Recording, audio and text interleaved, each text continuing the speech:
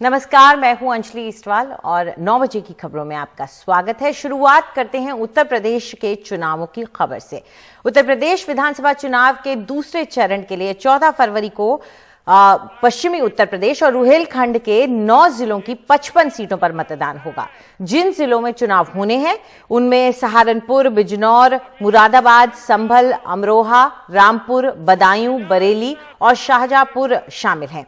दूसरे चरण के चुनाव के लिए सुरक्षा के पुख्ता इंतजाम किए जा रहे हैं। 2017 के चुनाव में यहां की 38 सीटों पर बीजेपी ने कब्जा किया था।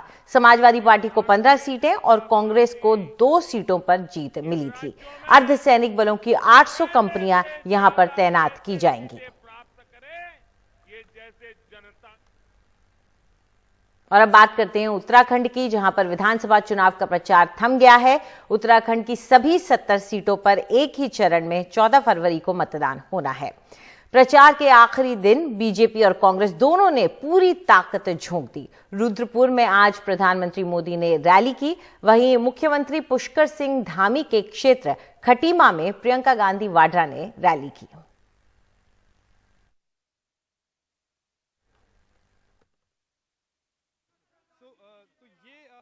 कैंपेनिंग कर रहे हैं और सभी लोग।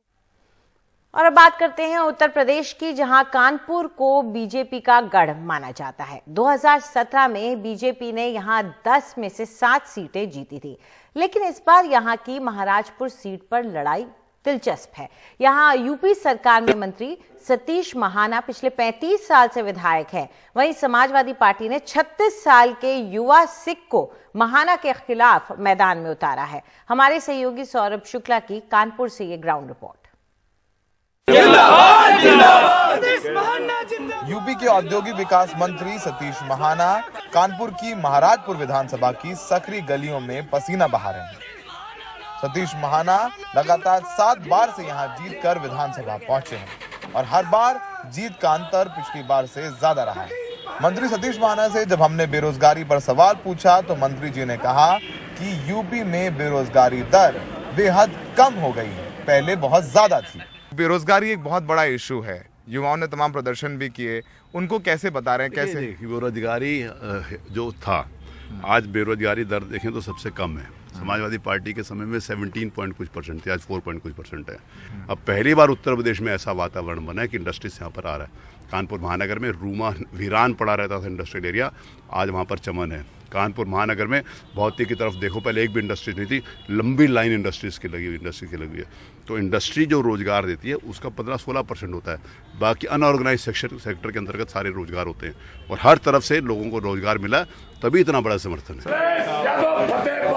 सड़क पर लोगों के पैर छूकर वोट मांग रहे 36 साल के फतेह बहादुर को अखिलेश यादव ने सतीश महाना के किले में सेंध लगाने के लिए भेजा है।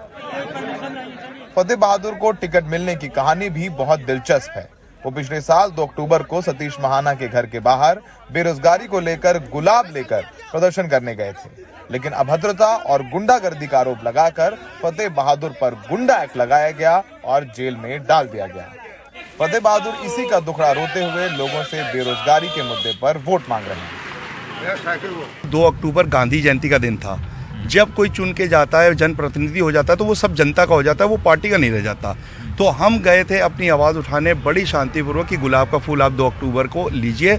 मुकदमे भी लगाए, हमको अपमानित किया, हमको जेल भेजा, 300 लोगों का कैरियर खराब किया। नेता तो अपनी दलीलें देते हैं, पर हमने जानने की कोशिश की कि कानपुर वालों के दिल में क्या है। हम तो भैया किसी को वोट नहीं देते, सब ऐसी सरकार है जो आती है अपना काम बनाती है, बस।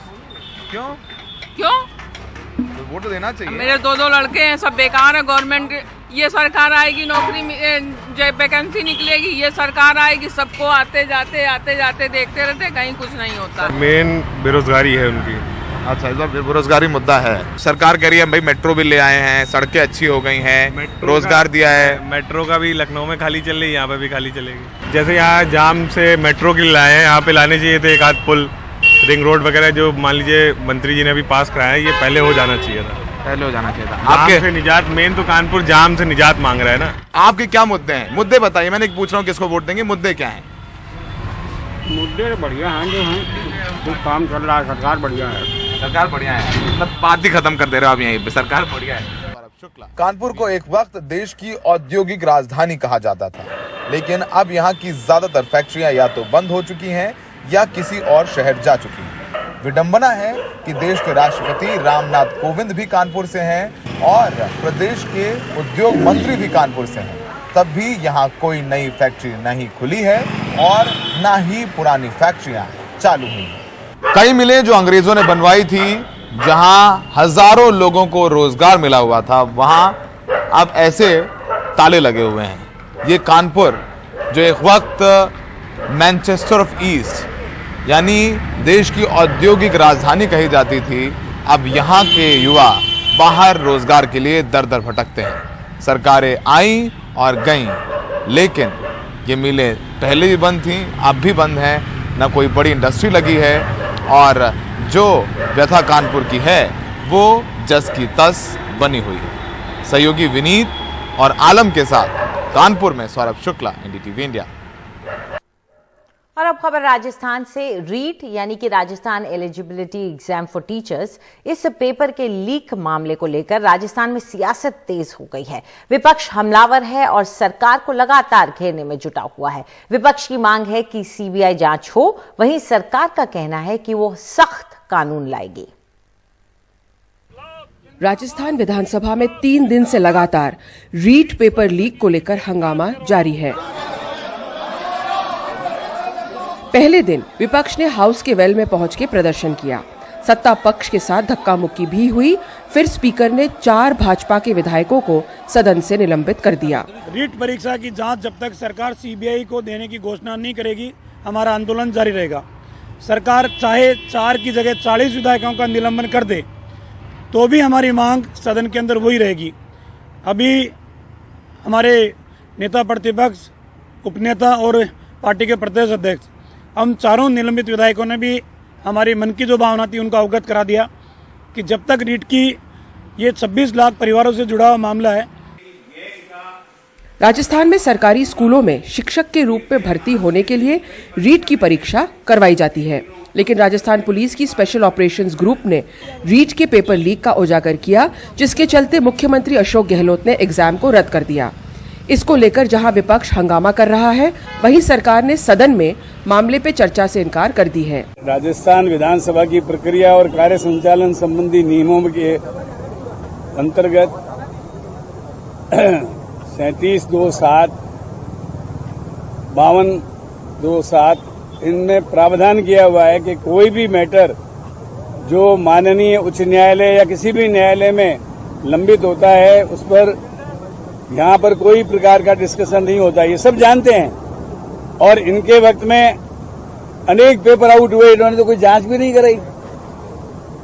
और जिस तरीके से ये केवल विरोध के लिए विरोध, नॉन इश्यू को इश्यू बनाना चाहते हैं ताकि जनता का ध्यान डाइवर्ट कर सकें। लेकिन विपक्ष का धरना सदन के बाहर और अंदर जारी रहेगा और ऐसे में लगता है राजस्थान विधानसभा का ये सत्र हंगामेदार रहेगा। जयपुर से हर्षा कुमारी सिंह, एनडीटीवी इंडिया। और अब खबर एक बड़े बैंक घोटाले के आरोप की। स्टेट बैंक ऑफ इंडिया ने 22,842 करोड़ के घोटाले का आरोप लगाया है। एसबीआई के डीजीएम ने इसे लेकर सीबीआई में एक एफआईआर भी दर्ज करवाई है। ABG shipyard, ABG international company पर और उसके अधिकारियों पर यह आरोप लगाया गया है। आपराधिक साजिश, धोखाधड़ी समेत कई धाराओं में केस दर्ज किया गया है। आरोप के मुताबिक इन कंपनियों के अधिकारियों ने एसबीआई, आईसीआईसीआई समेत कई बैंकों को 22,842 करोड़ का चूना लगाया है। इस मुद्दे पर ज्यादा जानकारी दे रहे हैं हमारे सहयोगी Mukesh Singh Sengar. State bank of India के डीजीएम ने एक शिकायत दी थी 25 अगस्त 2020 को, और इसमें 28 बैंकों के समूह थे इस शिकायत में, जिसमें कहा गया था कि गुजरात के सूरत की एक कंपनी है एबीजी शिपयार्ड लिमिटेड और एबीजी इंटरनेशनल लिमिटेड, और इसके जो डायरेक्टर्स हैं इन्होंने इन बैंकों से करीब 22,842 करोड़ रुपए लोन लिया है, लेकिन इस लोन को इन्होंने अपने निजी खातों में डाइवर्ट कर दिया। यहाँ तक कि इस लोन को विदेश भेजा गया तो पूरा जो पैसा है वो चीट कर लिया गया।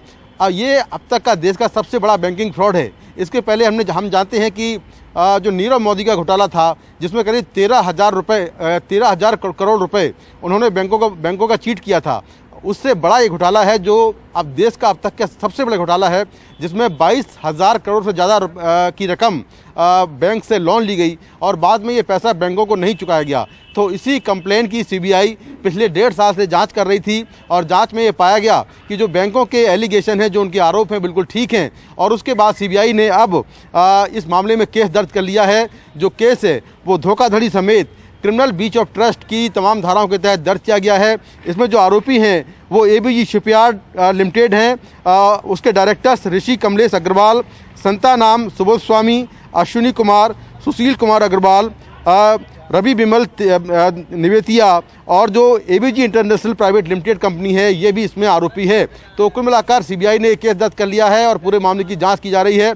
लेकिन जैसा कि जो जानकारी मिली है कि ये देश का सबसे बड़ा बैंकिंग फ्रॉड है, जिसमें करीब 23,000 करोड़ रुपए का लोन 28 बैंकों से लिया गया और ये सारा लोन जो है वो चीट कर लिया गया, उसको अलग अलग खातों में डाइवर्ट कर दिया गया और काफ़ी सारा पैसा विदेशों में भेजा गया है। तो कुल मिलाकर सीबीआई इस पूरे मामले की अब जांच करेगी और जो आरोपी हैं उनको गिरफ्तार करने की कोशिश करेगी।